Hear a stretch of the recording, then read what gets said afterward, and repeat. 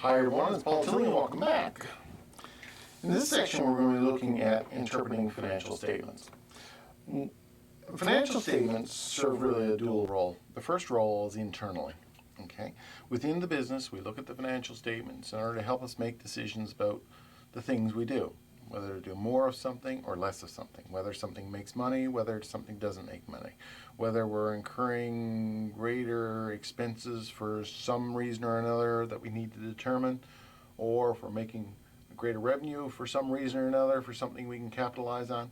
These sorts of decisions are made based on looking at these historic financial statements or trends in financial statements in order to operate the business in the most productive and efficient way possible. Financial statements are also used externally. People who would potentially loan money to your business, such as banks, government, other entities, venture capitalists, these people will be interested in looking at your financial statements and doing a little bit of analysis on them in order to determine whether you're creditworthy. So, with those dual roles in mind, what we're going to look at are some of the tools that are often used in order to look at financial statements of a business and to make decisions based on those financial statements. First, I'd like to introduce you to the two major types of financial statement analysis that we can do. The first type is known as comparative analysis. And comparative analysis simply takes a look at our financial statements in a given year and our financial statements in previous years. And what we're doing there is we're looking for changes that occurred over time. Okay, so we're looking to see, are there trends, are there things happening, are there things that are positive, are there things that are negative. So we look at our financial statements, and as I already showed you, our financial statements tend to be formatted in a consistent way, and this makes this comparison relatively easily. So if we take a look at a set of financial statements, for example, we'll take a look at Northern Machining here. First, we'll look at the balance sheet. Okay, if we look at the balance sheet, we can compare numbers on our balance sheet. So let's take a look at cash, for example. If we look at 2019, there was $2,100 in cash. If we look at 2018, there was $60,000 in cash. Now, seeing a balance sheet as a snapshot, obviously cash can adjust within reason from one year to the next. However, there's a great difference in the amount of cash that we see in 2019 versus 2018. And we really need to consider, is the amount of cash reduced? Why is it reduced? What impact will that reduction have or potentially have on our business? We need to look hard at that to say, is this something we need to address as managers? Okay? Let's take a look at accounts receivable. Well, accounts receivable, in 2019 it was $40,500. And in 2018, it was $500. Again, significant difference. Now, what is accounts receivable, first of all? Well, accounts receivable is money that is owed to us as a company, owed to our company, by businesses that have, or people that have bought or purchased product from us. So they owe us money. So what we're looking at in 2019 is that the amount of money owing to our company has increased very, very, very much from what it was the year before. Now, is that a problem? It may not be. There may be a rational reason. Someone could have come in and bought a piece of equipment, for example, on credit, and they haven't paid it yet.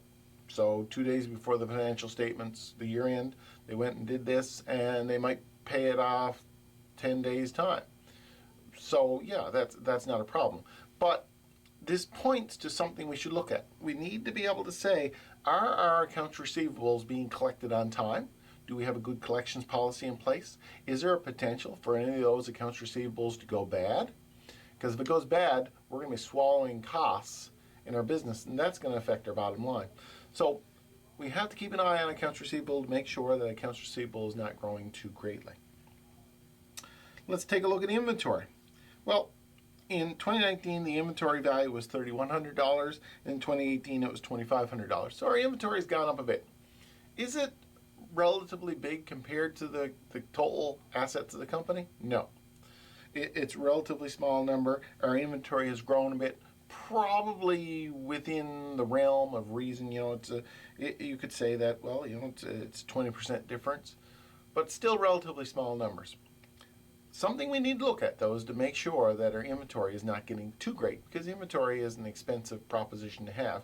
It's good for keeping customers happy if we got the product in store, in stock, and available to them, but it's bad in the sense that we have to finance it as it sits on the shelf.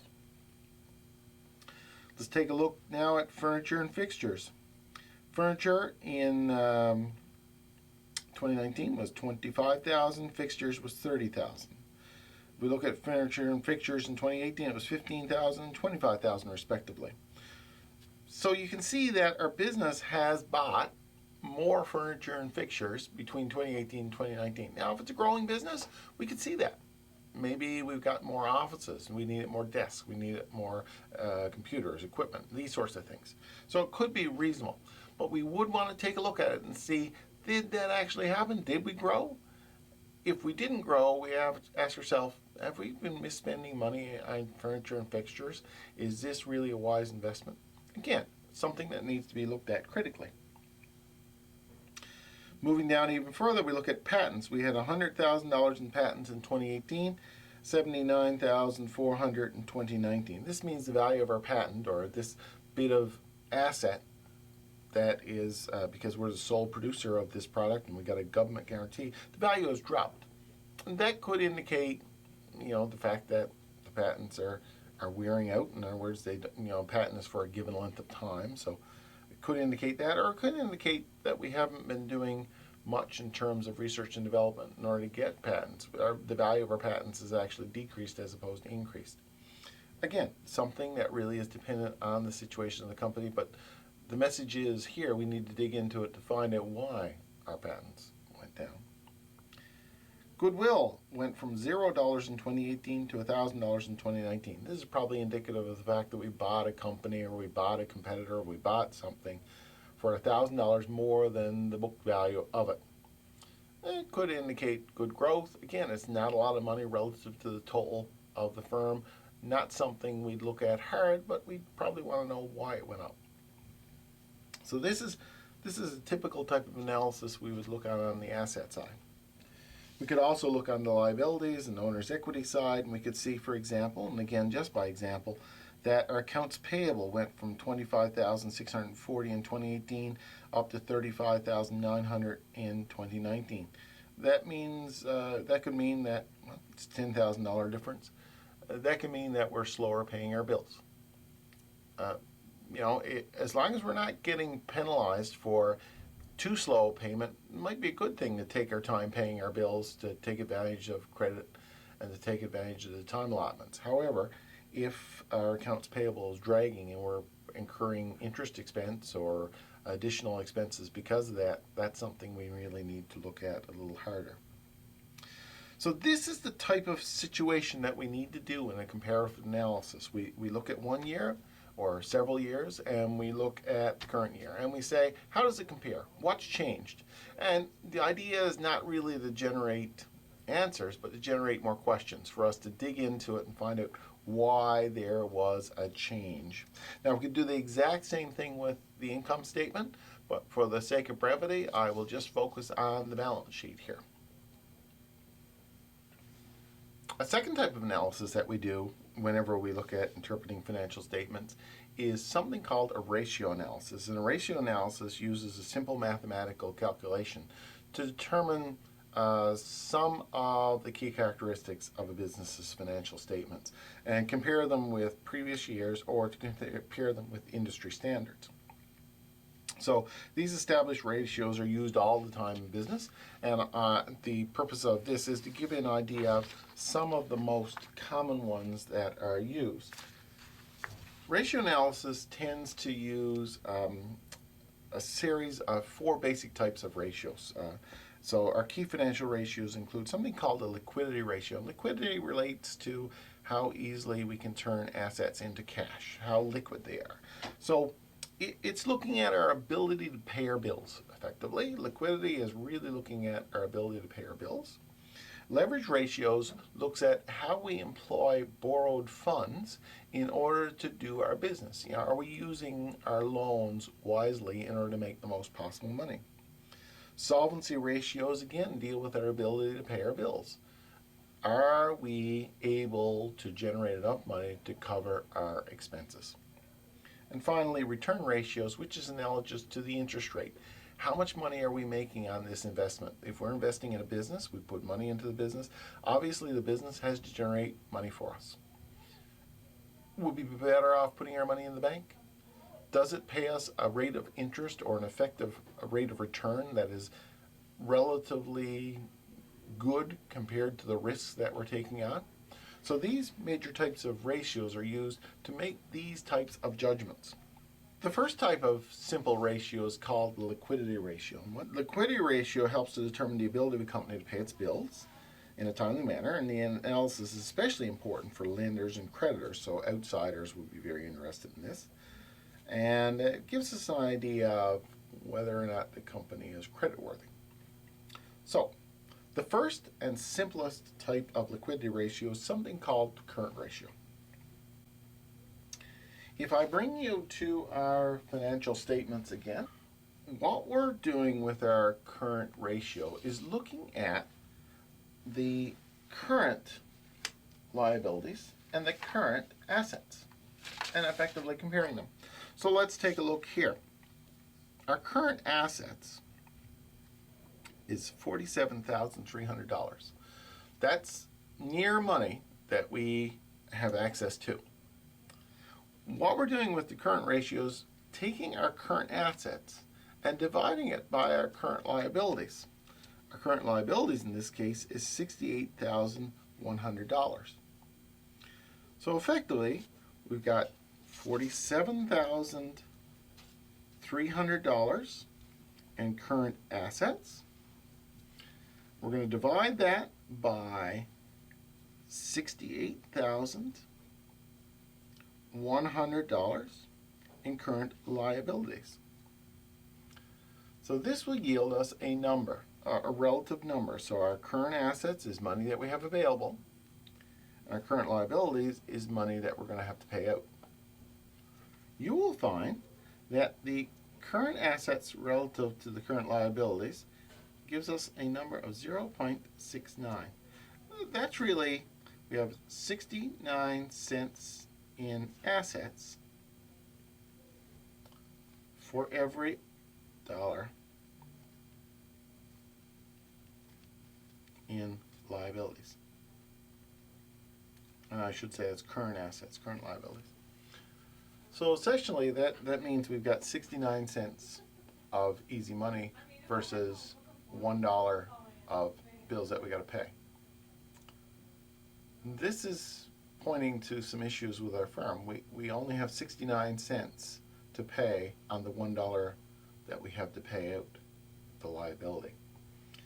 This could indicate a potential cash crunch for our business. So we really need to be careful here, and it could indicate that we should go off and get some more credit or look at tightening up, getting more money into our firm quickly or generating more dollars. That's what the current assets and current liabilities, the current ratio does. We can also compare it with the 2018 figures. We can take our current assets and our current liabilities for 2018, and if we do that, effectively, we will take the current assets of 66,540 and divide it by current liabilities, which is 5240, and that will give us a 1.32. So essentially what this means is that we had $1.32 in current assets for every dollar in liability. So 2018, we were in a much stronger position. We had enough money currently available to cover our bills. So from 2018 to 2019, something happened then to make us less liquid, and it's something that our firm is really going to have to look at. So when we do a current ratio, we really need to think what's going on here? You will ask, generate some questions. Another liquidity ratio is something called the quick ratio or the acid test. And all the quick ratio or acid test does is it does exactly the same thing as this. But in terms of current assets, it takes an even tighter measure by subtracting off inventory. Now you'll notice that inventory falls into current assets. If we take away the inventory, that will make our current assets smaller and make this measurement even tighter. Now you ask, well, why would you do that? Well, there's no guarantees that the inventory that we have is going to sell within 1 year.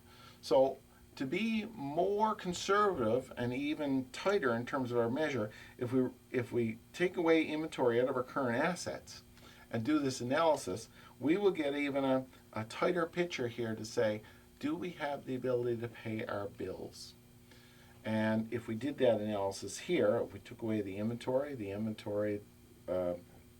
in the case of 2019 was $3,100. In the case of 2018, it was $2,500.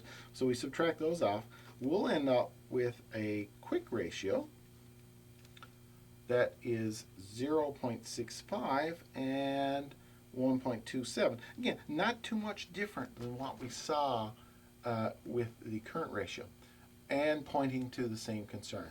We're losing our ability to pay our bills as we move along in our firm, and we need to address that fact. So there's that first one.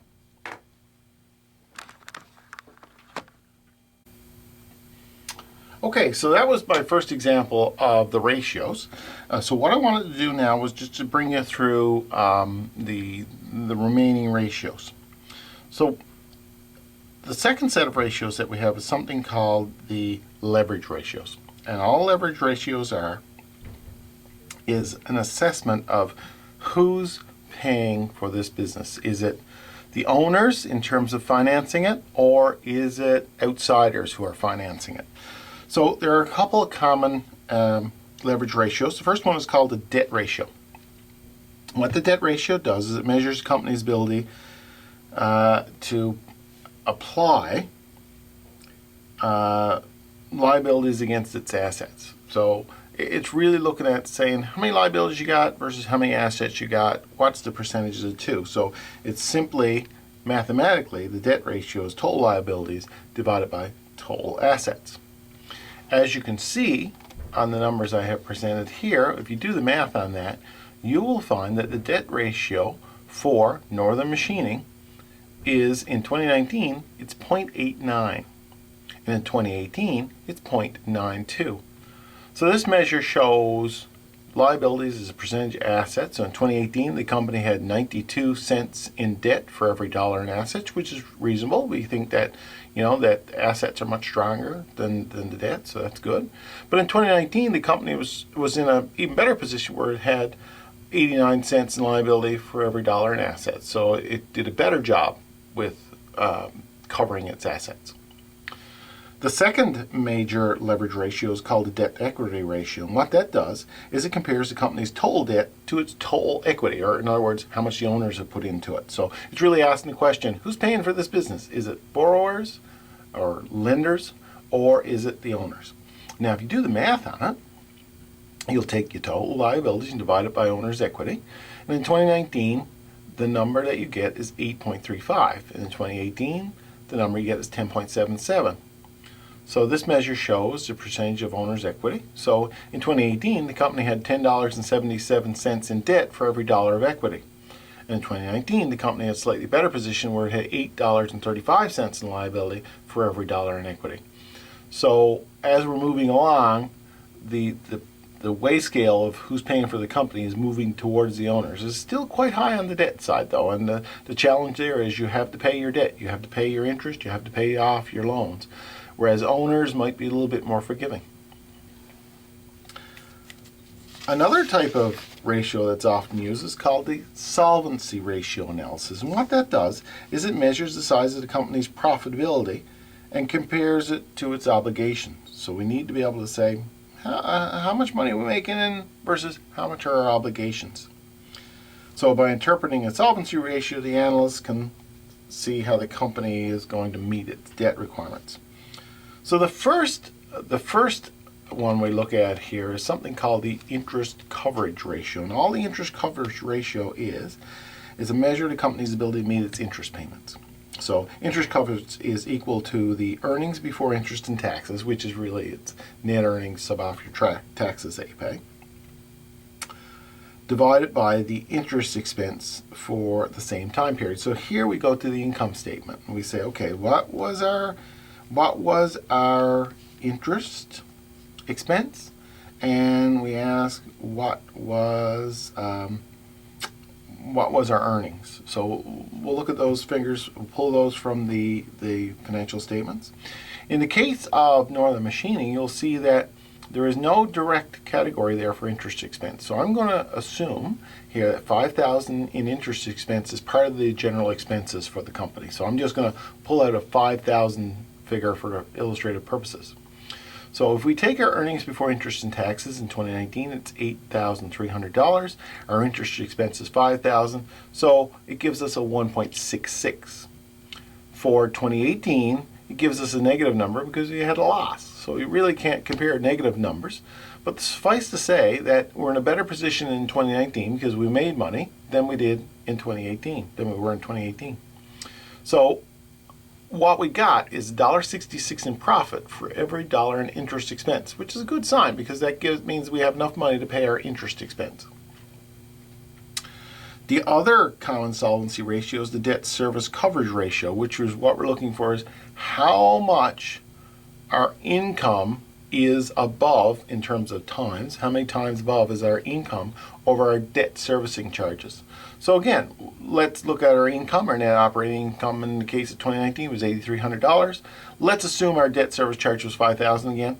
So this is 1.66. That would give us a 1.66, and effectively that means that, we got $1.66 in income coming in for every dollar we have to pay out in debt service charges. It doesn't really apply in 2018 because we had a negative number, and that's not good. That means we can't cover our interest whatsoever.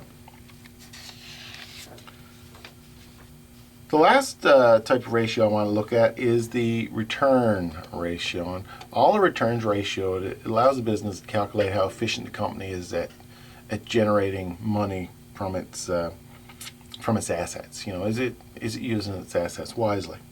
So the first one is something called return on assets. And return on assets is simply calculated by taking our net income and dividing it by total assets.